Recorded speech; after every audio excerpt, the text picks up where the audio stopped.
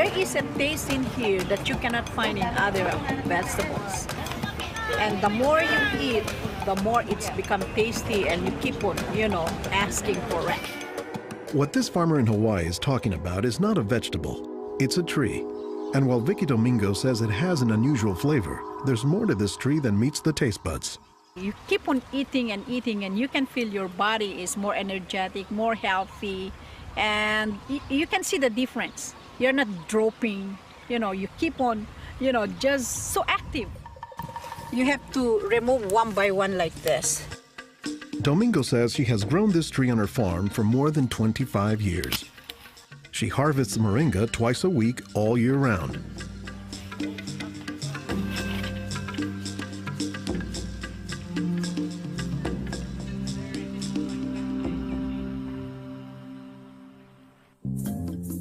Every week, Domingo sends 1,000 pounds of moringa to the mainland. The rest of it ends up here at a Honolulu farmer's market, where most of her customers have eaten it their entire lives. Well, in the Philippines, it's a third country. In other words, not a rich country. We cannot afford to go to the doctor for medicinal purposes. So we use this in our daily lives so we can have more energy, more vitamins to supplement our daily nutrition in our body. The tree is called moringa, or as the Filipinos call it, marunggay. An awful lot of cultures have one or more plants that are kind of markers that people think of themselves when they think of that plant. Dr. Will McClatchy is an ethnobotanist at the University of Hawaii. He studies the ways that humans interact with plants.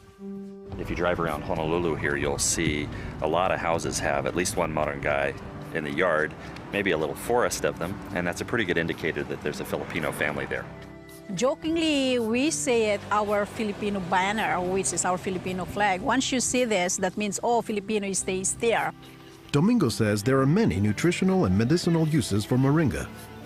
All parts of the tree are usable, from the roots to the stem, to the leaves, to the flowers, and to the pod.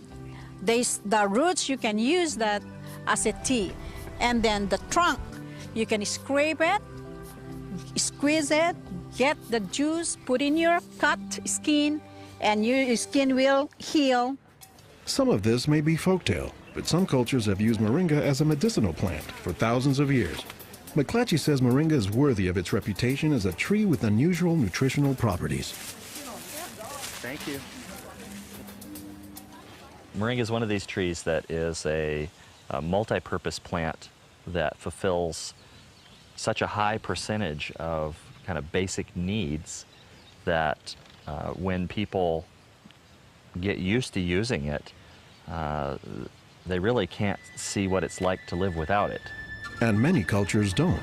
Today, moringa is used as a remedy and, in essence, a multivitamin in many of the world's warmest regions. Moringa is used widely in Africa and South Asia, and it's been introduced into South America and Central America, where it's also being used. So, this is not just a plant of a single community. We were just talking this morning with one of the owners of this plantation, and he was telling me how the last time he was here, he had a handful of moringa leaves and that he worked all morning on it and felt great. Dr. Mark Olson is a botanist and a leading expert on moringa. He teaches at Instituto de Biología, Universidad Nacional Autónoma de México in Mexico City. Here, he is visiting a new moringa farm about 2 hours outside the city limits. So they've just planted these here, and soon they'll be nice and big. Olson says that while moringa can grow in places like Mexico or Hawaii, the tree is native to arid subtropical regions, places like Africa and southern India, hot places where moringa has proven its persistence. And this is a plant that really does do extraordinarily well in some of the most difficult areas, in areas that are very hot, areas that are very dry, areas where other things are very difficult to cultivate.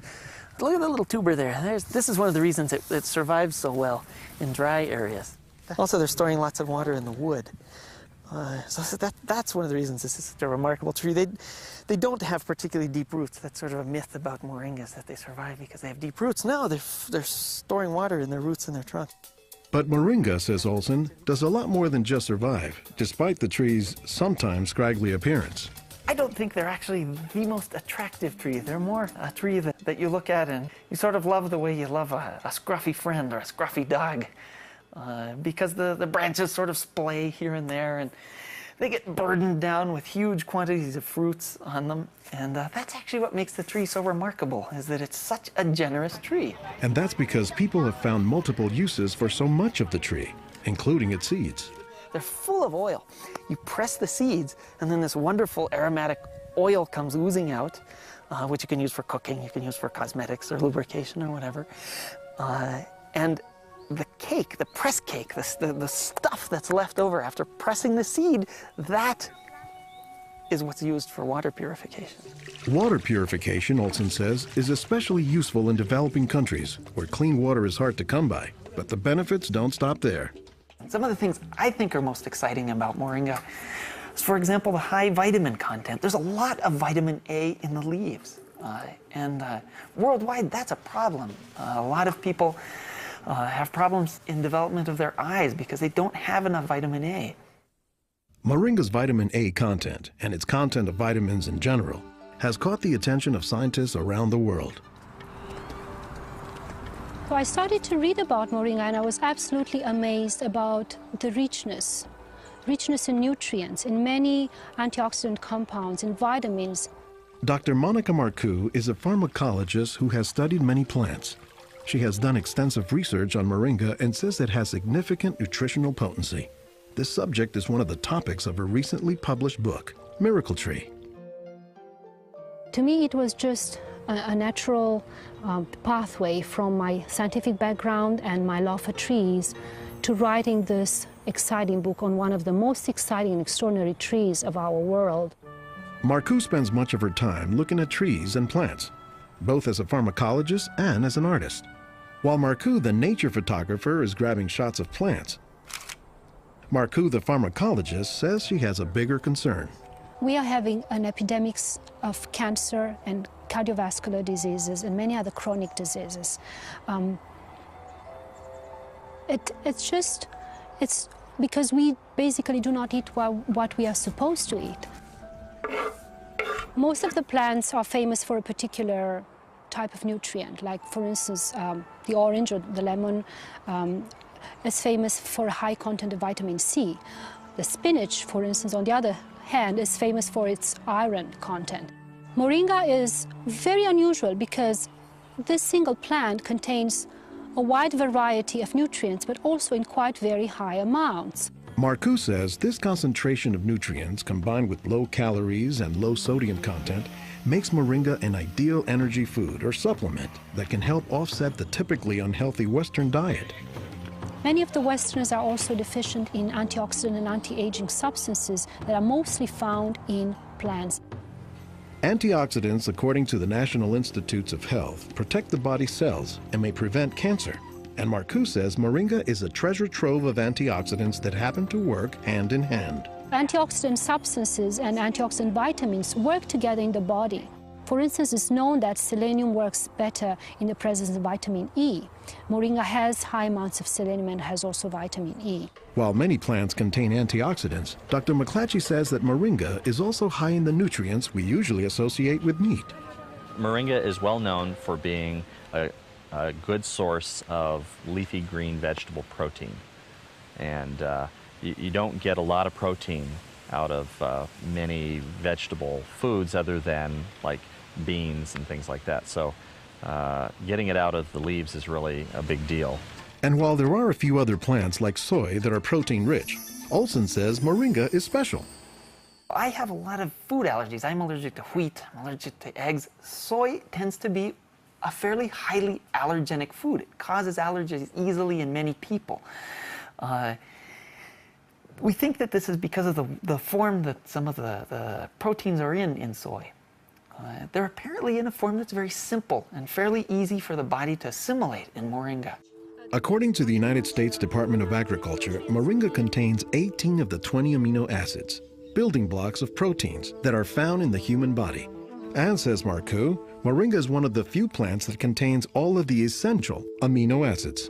Moringa contains all the 9 essential amino acids that actually we cannot produce. Their presence, but also their ratio, is very beneficial, and it is estimated that this ratio is very good for absorption and for being bioavailable to our bodies. Further research is needed to establish the bioavailability of all of Moringa's nutrients. But in some places, scientific studies may be too long a pursuit and take a back seat to a harsh reality. In most of sub-Saharan Africa, any baby has a 20% chance of dying before he reaches the age of 5. In some countries, up to 40%. And even those who survive past the age of 5, up to half or more will suffer from malnourished physical and mental development. C'est des lésions de malnutrition. These are lesions caused by malnutrition around the neck and around the waist. They are dry now, but will become permanent scars. As the former regional representative for Church World Service in Senegal for 16 years, it was Lowell Fugley's mission to help local clinics develop ways to save children at risk to malnutrition. Having been born myself into a middle-class American family, I thought it just by chance that I was born in these conditions and not in the condition of a poor African family in the bush of Africa and living a malnourished life. And so I have a certain obligation to share what I received. In his quest to combat malnutrition, Fugley came across Moringa in the late 1990s. It contains more vitamins and minerals in various combinations than you find in any other possible vegetable. And I thought to myself, if this source of nutrition could be made available at the village level, then this could be a very effective tool in preventing malnutrition. What Fugley says he didn't know at the time was that the Senegalese people were already familiar with Moringa. It was only through a Peace Corps volunteer working in forestry who told me that, oh, Moringa is already growing in Senegal. Not only was it growing, the people had been using it for generations, only they didn't refer to it as Moringa. They called it nebedai, which Fugley suspects comes from the English words never die, after the tree's resilience. I ask any Senegalese, do you know the nebedai tree? Oh, yes, my mother makes a sauce from the leaves of this tree. We call it mboum. Every Senegalese knew this tree. The problem, says Fugley, was that it was prepared and used in ways that diminish Moringa's nutritive contents. They boil the leaves too long, they throw out the water that is boiled in and where many of the vitamins are located, and so they lose a lot of the benefits that the leaves could provide. So Fugley went to work, both planting Moringa trees and, more importantly, educating healthcare workers on how Moringa can help stave off malnutrition.